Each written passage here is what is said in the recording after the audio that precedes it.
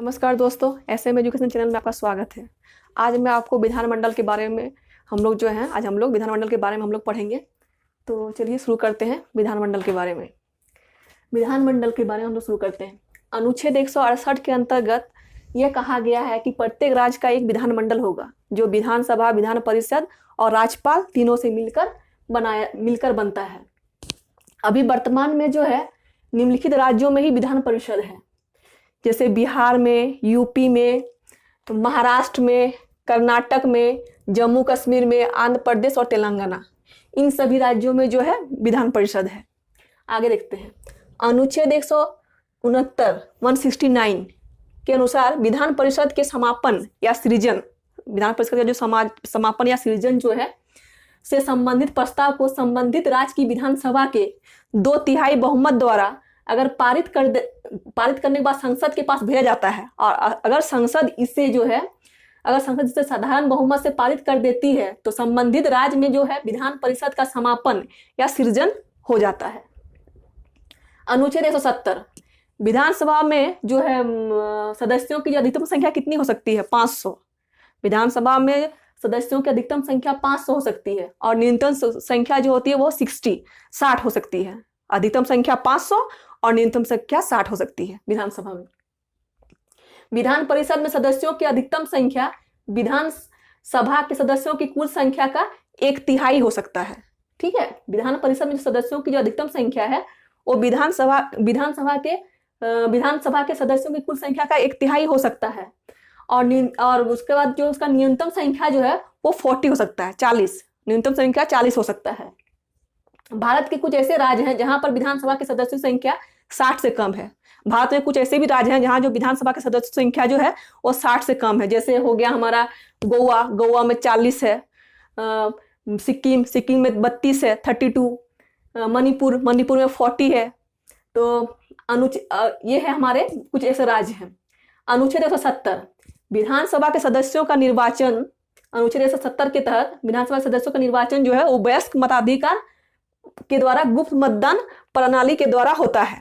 केवल एक सदस्य का मनोनयन जो है अनुच्छेद 333 के अंतर्गत राज्य के राज्यपाल के द्वारा आंग्ल भाषी समुदाय से किया जाता है।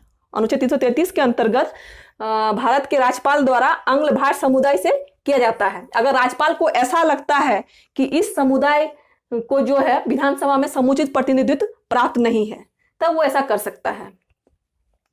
उसका देखते हैं अनुच्छेद 171, अनुच्छेद 171।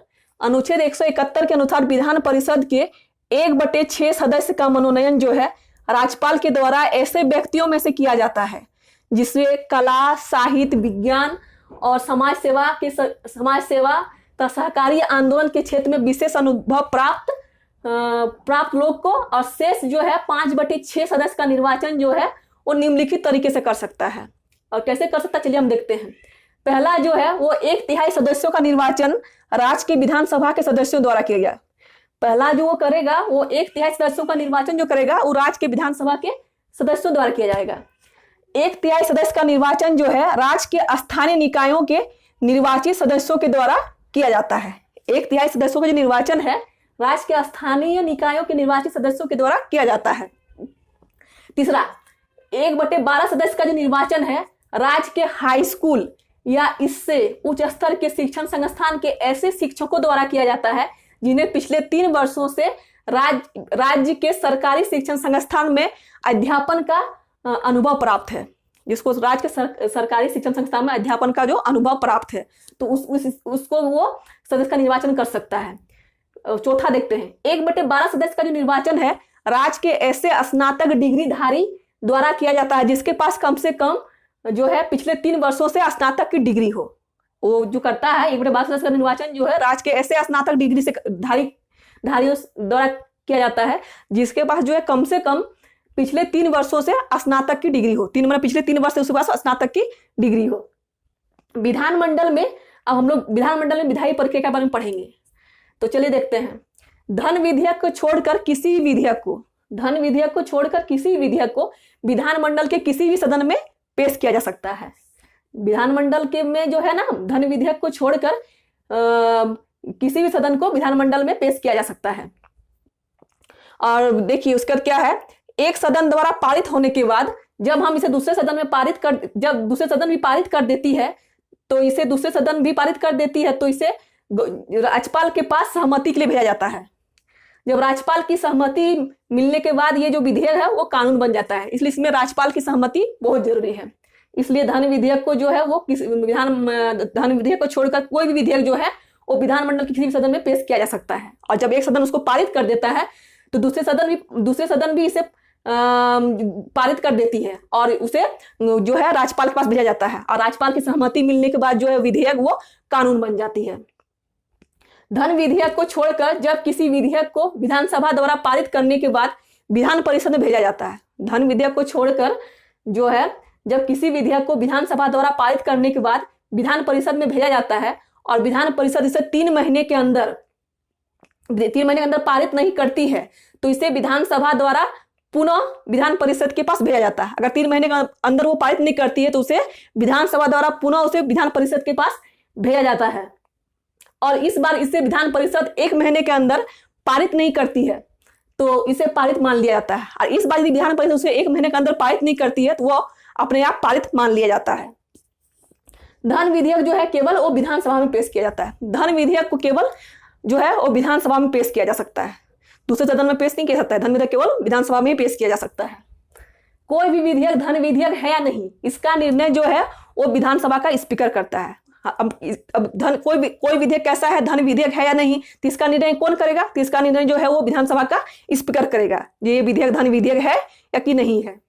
अगला देखते हैं, विधानसभा द्वारा पारित करने के बाद अगर विधान परिषद इसे 14 दिन के अंदर पारित नहीं करती है तो इसे पारित मान लिया जाता है। विधानसभा जो है विधानसभा द्वारा यदि पारित करने के बाद अगर विधान परिषद जो है धन विधेयक को 14 दिन के अंदर पारित नहीं करती है तो इसे अपने आप पारित मान लिया जाता है।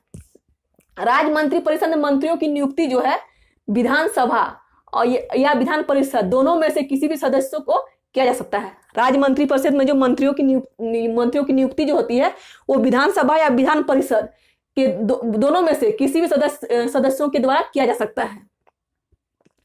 विधानसभा का सदस्य बनने के लिए अनुच्छेद 173 के अनुसार न्यूनतम आयु 25 वर्ष और विधान परिषद का सदस्य बनने के लिए न्यूनतम आयु 30 वर्ष होनी चाहिए। ठीक है, अगर विधानसभा का सदस्य बनने के लिए अनुच्छेद 173 के अनुसार न्यूनतम आयु जो है वो 25 वर्ष होगा, और विधान परिषद का सदस्य बनने के लिए न्यूनतम आयु 30 वर्ष होनी चाहिए, 30 वर्ष होती है। इसके साथ ही दोनों ही स्थिति में उसे भारत का नागरिक होना जरूरी है। इसके साथ जो है उसका जो स्थिति विधान सभा का सदस्य बनने के लिए 25 वर्ष और विधान परिषद का सदस्य बनने के लिए 30 वर्ष निर्धारित है, इसके साथ दोनों को भारत का नागरिक होना चाहिए। अनुच्छेद 172 के अनुसार विधानसभा का कार्यकाल जो सामान्य रूप से 5 वर्ष होता है। अनुच्छेद 172 के अनुसार विधानसभा का जो कार्यकाल है वो सामान्य रूप से 5 वर्ष का होता है। इसके पहले भी इसे भंग किया जा सकता है। विधानसभा को जो है इसके पहले भी इसे भंग किया जा सकता है, और भंग होने की स्थिति में 6 महीने के अंदर चुनाव कराना आवश्यक है। भंग होने की स्थिति में जो है 6 महीने के अंदर चुनाव कराना आवश्यक है। जब विधानसभा यदि पहले भंग होगी तो उसी स्थिति में उसे 6 महीने के अंदर चुनाव कराना आवश्यक है। आवश्यक है। विधान परिषद एक अस्थायी सदन है जो कभी भंग नहीं होती है। विधान परिषद जो है वो एक अस्थायी सदन है, वो कभी भंग नहीं होती है। विधानसभा भंग हो जाती है 5 साल से पहले भी, किंतु विधान परिषद एक अस्थायी सदन, ये कभी भंग नहीं होती है। लेकिन इसके सदस्यों का जो कार्यकाल 6 वर्ष होता है। इसके सदस्यों का जो कार्यकाल जो होता है वो 6 वर्ष का होता है। इसके 1/3 सदस्य, इसका जो 1/3 सदस्य है, इसके जो 1/3 सदस्य जो है प्रत्येक दूसरे वर्ष अवकाश ग्रहण करती है। इसका 1/3 सदस्य जो है प्रत्येक दूसरे वर्ष में अवकाश ग्रहण करती है। तो ये था हमारा विधानमंडल के बारे में टॉपिक। ये सारा आप लोग अनुच्छेद याद कर लेंगे, और ये विधानमंडल कुछ ज्यादा बड़ा नहीं था, छोटा ही था, किंतु बस इसको समझने का है, इसको अब अच्छे से समझ लीजिए। और आज विधानमंडल टॉपिक हम यहीं पर समाप्त करते हैं। अगला टॉपिक हम लोग लोकसभा के बारे में चर्चा करेंगे। तब तक के लिए शुभ रात्रि। जय हिंद, जय भारत।